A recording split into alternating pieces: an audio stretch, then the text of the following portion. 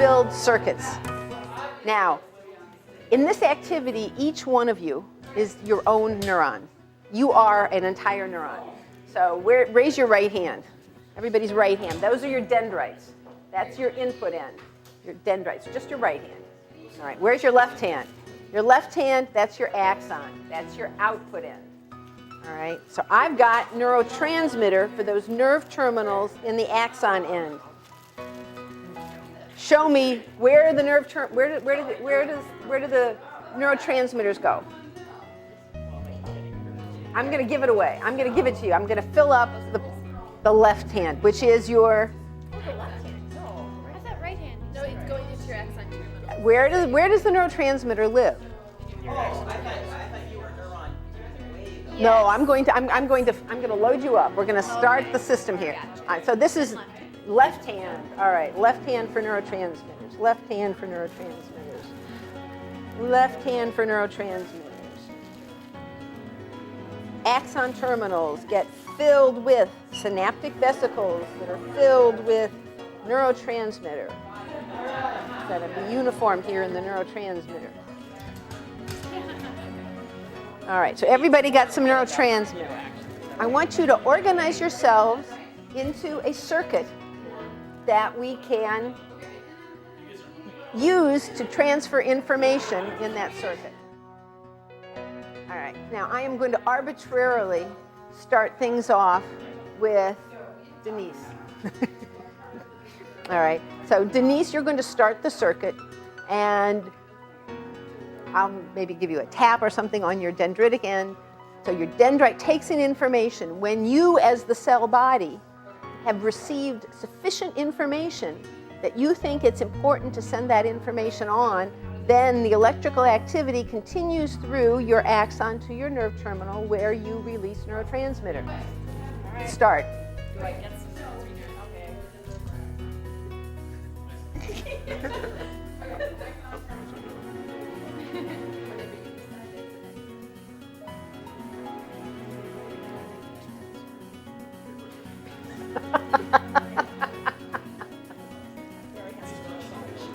That's all right. That's okay.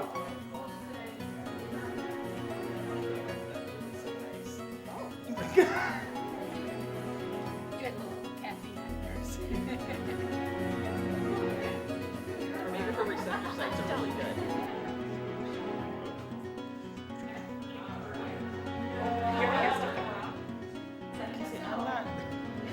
All of a sudden, there's a problem here. All of a sudden, what's the problem that we've got back here at the Denise synapse? She's on cocaine. Okay, so wait a minute, gentlemen. What's the issue that's going on?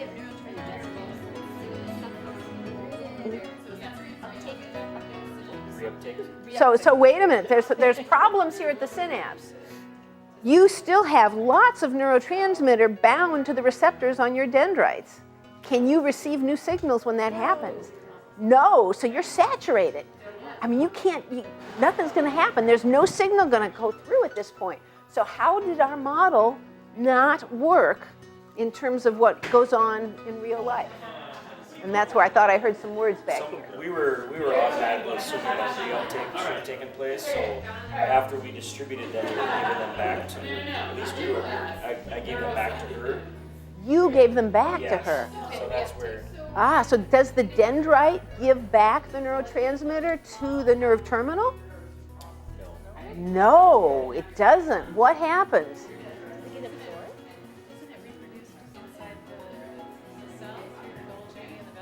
Well, if it's a peptide neurotransmitter, it has to go through protein synthesis and breakdown and Golgi and packaging. So yes, there has to be some internal repackaging. What else has to happen? It can be reuptake. What is reuptake? The neurotransmitter binds to the receptor on the dendrites. That binding takes place for some period of time, not necessarily long. That binding causes the conformational change in the receptor protein, just like our finger channels changed configuration. And then ions flow through that channel to change the electrical potential in the postsynaptic cell in those dendrites. So that sends the signal back to the cell body. But by the time the signal gets to the cell body, those receptors are now unbound. That neurotransmitter's floated away, diffused away. What happens to it? What should happen to it in our model? Well, it either gets enzymatically destroyed or it goes back in. All right, so it can diffuse away, it can get enzymatically destroyed in that space in between, or it can get what we call taken up again, which is reuptake. So it's taken up again into the nerve terminal and then repackaged into synaptic vesicles. So how are we going to model that in our model here? Okay, he gave it back to me. He gave it back to you, but does the dendrite really give it back? No. What I mean. So you So what- drop it on the floor, and then the axon terminals would somehow have to be able to Pick it up. pick it up. All right, so the dendrites tastes the neurotransmitter for a little bit, unbinds, it goes to the floor, and then, okay, the dendrites taste it, goes to the floor, and then the nerve terminals have to go and recycle, reuptake, reload those synaptic vesicles with neurotransmitter. So you're primed and ready to go again. But if one does drop on the floor, is that a good model or a bad model? It's a good model because it does happen. In real life, when it does attach to the dendrite, I was under the impression it doesn't just leave them. So what actually does happen? It attaches for a small amount of time, enough to cause a conformational change in the dendritic receptors and channels, and then it does dissociate. Remember, in chemistry, all binding is temporal. You know, things that bind with different affinities, with different tightnesses. And so if it's not something that's going to stay bound forever, it's just a temporary stimulus. So it binds and then it unbinds. And that's part of what makes a signal ephemeral. Or are there more possibilities for what could happen? One, it's dropped and reuptake happens. Two, it's released and it's enzymatically Destroyed. yes. And three, it diffuses away. I mean, remember, all of these neurons, all the parts of them are in an aqueous environment, or the extracellular fluid in space. So that's not air space, it's fluid space. So diffusion, even though it's a torturous path, is going to be a real possibility. And actually, the kind of background level of neurotransmitter that sits there helps to set the tone for how much electrical activity is going on, because if you've got some random neurotransmitter left over from a signal, it might just spontaneously fire somebody. Okay, so that background level is real important. Okay, ready to try it again? Okay, everybody reload neurotransmitter into your nerve terminal. You redistribute where you've got it. So put them in your nerve terminal. Everybody ready? All right, Denise, begin.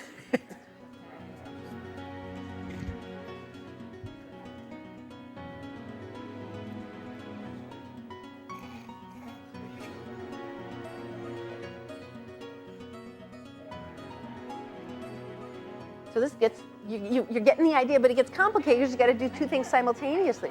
Okay, so what's the sequence in terms of which is the quicker message? Does the electrical activity move more quickly through the cell body, or does the neurotransmitter binding and release and reuptake happen more quickly? The electricals more quickly. So what has happened is we've done this, we've gone around the circle 3 and 4 and 5 times here. You've got a rhythm, what else? You've been myelinated because, why did you say that? Well, because the more times we utilize that circuit, the stronger and more solidified it becomes. So you saw learning take place as these synapses got used to communicating the signal all the way around through the circuit. So what we've practiced is a circuit in which the neurotransmission is all excitatory. As soon as you've gotten information, you've passed it on. So you've sent an excitatory signal to the next neuron in the chain. What happens if I change the flavor of your neurotransmitter? So we have several predictions on the floor. Let's go, Denise. So what's happened to our information? It stopped. Why did it stop? Carrie now is an inhibitory neuron. So the only information she's giving Sandra is inhibitory information. Would you need to have both of us for both of them in order for it to go So we need to change the connections in order to get other kinds of input to Sandra, so Sandra can send a signal. Sandra now is completely inhibited. She cannot pass signals on until more excitatory input gets to her. So instead of being a single linear circuit or a circle as we've got it here, we need to change the circuit and make a loop. The number of receptors on the dendrite will vary depending upon the experience that dendrite has in terms of tasting that receptor in the environment. All right. But we're now talking not about the dendrite, we're talking about the nerve terminal end, which is releasing neurotransmitter. And Barry's upset because the number of his synaptic vesicles has varied quite a bit. So does anybody have any inclination of an idea about what goes on in the nerve terminal with the number of synaptic vesicles? Actually, there's two hypotheses for the recycling. One is they spit it out and immediately pull back, and we call that kiss and run. The other hypothesis, which is one that has been around much longer, is called full collapse and fusion, where the vesicle fuses, drops, merges with the nerve terminal membrane, moves away, and then endocytoses and has to get refilled. And so that whole recycling thing can take as long as 90 seconds. I mean, so, you know, the full collapse and fusion, which is the opposite of kiss and run. Kiss and run can even take 6 seconds. So having answered those questions, we now are still back at the point where poor Sandra doesn't get enough excitation and she's way below threshold. Now you need to recycle that nerve. I mean, that's long unbound. Okay, long unbound. So let's change the circuit. So do you see how we've got the circuit? We've got the circuit split, 2 parallel pathways, coming back to one neuron. Sandra, who's going to sum things up. I'll be the muscle. I'll be the muscle, okay? I want you to beat a rhythm, all right? And whatever that rhythm is, that's your rhythm for releasing. So you have an internal pacemaker that has you fire action potentials, not with any threshold, but with this internal rhythm, okay? So you're going to feed this circuit, and so we're going to, and I wouldn't make it a fast rhythm to begin with. Okay. In fact, let's do this. Let's practice this once without Jeff receiving anything. So Jeff, just retract your dendrite for a minute. So Barry and Jeff get to watch, and Carrie as well. So let's just get a rhythm and see what happens in terms of making the muscle contract with just one pathway first. All right.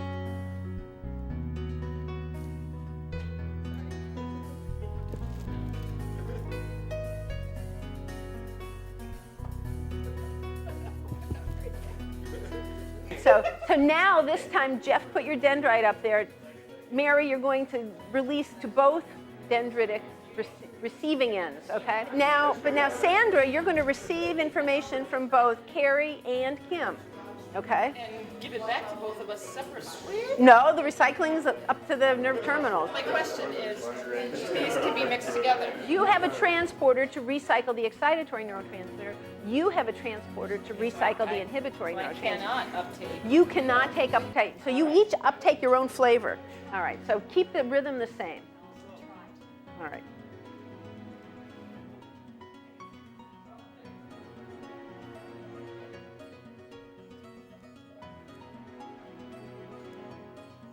Dumb.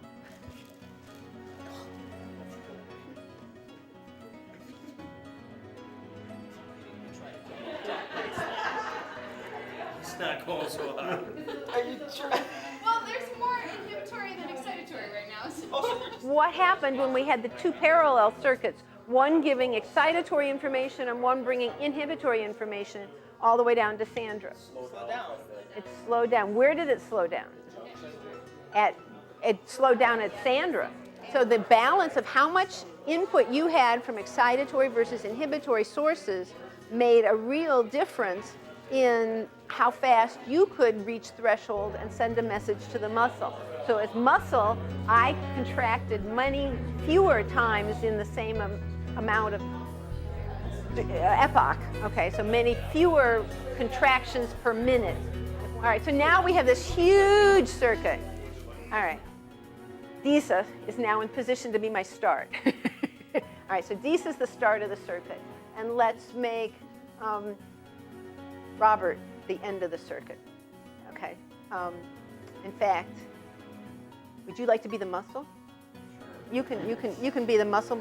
All right. Which makes Rosa the end of the circuit. So Rosa, your synapse on your synapse onto Robert is the neuromuscular junction. Okay, a very specialized synapse at the neuromuscular junction. All right. So now I have this group in between, and what I want you to do is let's take Bill, and Bill, I want you to receive input from Chris. Okay, so I want you and basically, I want the rest of, yeah, I want you to curl up.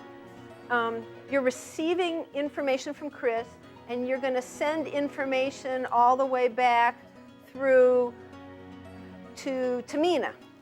All right, so Tamina's going to receive information both from Christy and from Sonia. Okay, so now, does everybody see where the information is flowing in this system? So the information is starting at Disa, coming all the way down through Christy to Tamina, around here. When it gets to Chris, it branches. It goes both to Derek and to Bill. So we still are sending, everybody should be excitatory and white cotton. All the way down the system, there's a feedback loop here where we've got excitatory information coming all the way back through Sonia. And Tamina gets now 2 inputs. Let's see if we can't get this very long main pathway to function properly.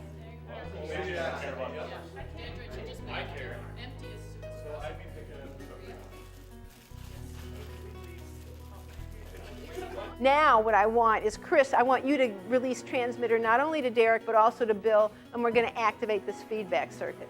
All right, now the feedback circuit is excitatory. So what's going to happen to the signal when it reaches Tamina? And Tamina has to add in excitatory information coming in from Christy and from Sonia. So there's a prediction that this part of the circuit's going to be faster, and we should hear Robert contracting more frequently. Everybody ready? Let's go, Disa. Same rate that you were going before.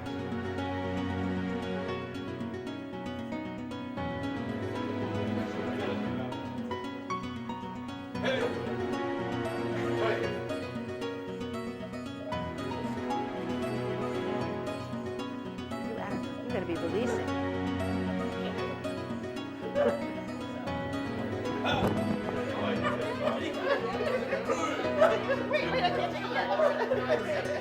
Already? Wow. I don't have to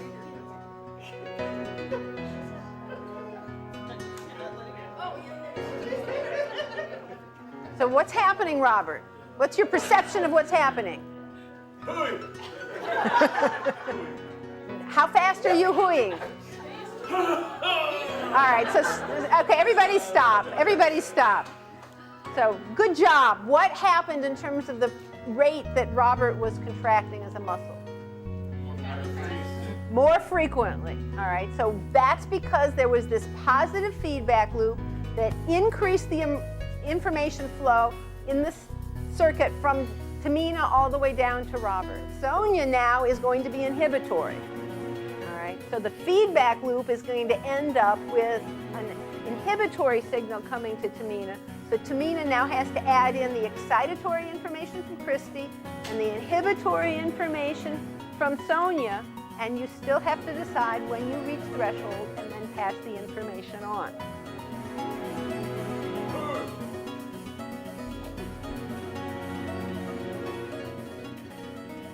All right, so what's happened? Let's stop, everybody, stop. Robert says, what does that mean? It's gone way down. You're working a lot less. Because what we have is a feedback loop bringing in information that is tempering the rate in which the muscle is contracting. So instead of the muscle just going open loop and flopping all over the place or contracting so hard that it it's totally stiff and can't do anything, you now have a controlled movement